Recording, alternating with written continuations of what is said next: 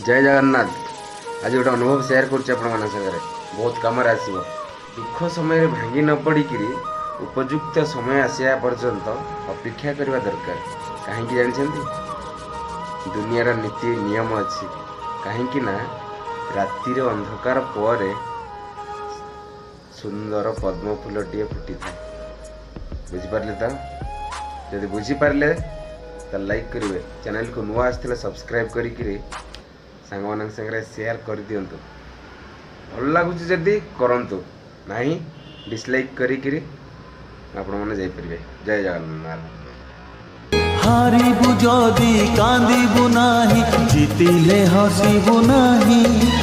एका चली जा जीवन बाट पछकु चाहिबु नाही रे।